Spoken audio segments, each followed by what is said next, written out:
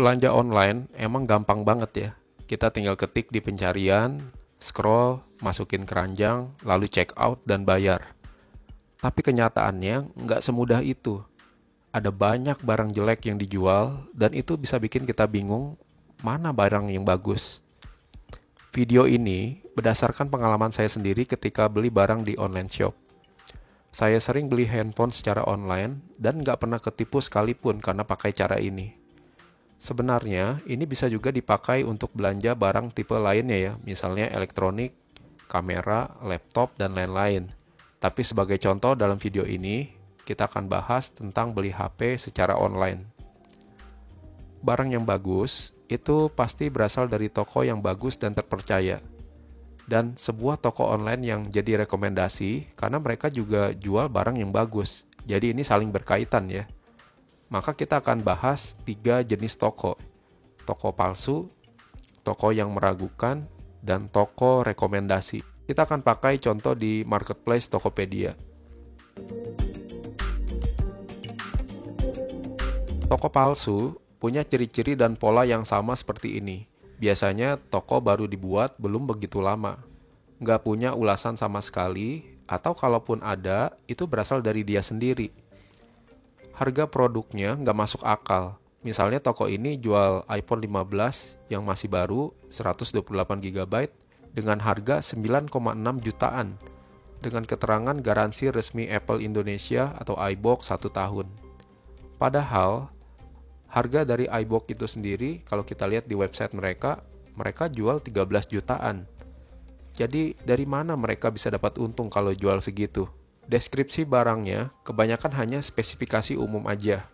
Nggak ada keterangan penting seperti deskripsi toko, garansi toko, pengiriman, dan pengembalian barang. Kalau ada calon pembeli yang hubungi mereka, misalnya untuk tanya stok, kemungkinan besar juga bakal ditipu lagi dengan iming-iming promo palsu dan diajak transaksi transfer langsung ke nomor rekening tanpa lewat Tokopedia. Sangat berbahaya. Sebelum lanjut, bantu subscribe channel ini ya untuk dapat 1000 subscriber pertama kalinya. Ada video terbaru setiap minggunya tentang smartphone, teknologi, dan belanja online. Terima kasih.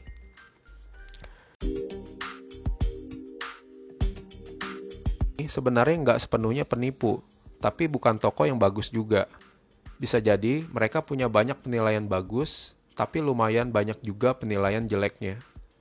Mereka tetap kirim barang sesuai judul produknya, tapi informasi pada deskripsi barang nggak begitu jelas dan kadang membingungkan kita sebagai calon pembeli. Misalnya handphone yang nggak resmi dijual di sini, biasanya dikasih judul atau keterangan all operator, sinyal permanen, dan lainnya. Sebenarnya bisa dikasih keterangan yang lebih mudah aja, itu kan bisa, apakah terdaftar di Bea Cukai atau enggak. Apakah emailnya hanya terdaftar sebagai turis yang hanya bisa dipakai 3 bulanan, atau nomor emailnya udah diganti. Secara fisik, juga nggak ada keterangan yang jelas, khususnya buat handphone bekas. Misalnya kalau kondisi handphone ditulis udah 80-90%, nah bagian mananya yang udah nggak bagus lagi? Apakah ada baret di layar atau di kameranya? Kalau ada baret, letaknya di mana? Seberapa besar baretnya? Apakah bodinya udah nggak mulus atau baterainya drop parah?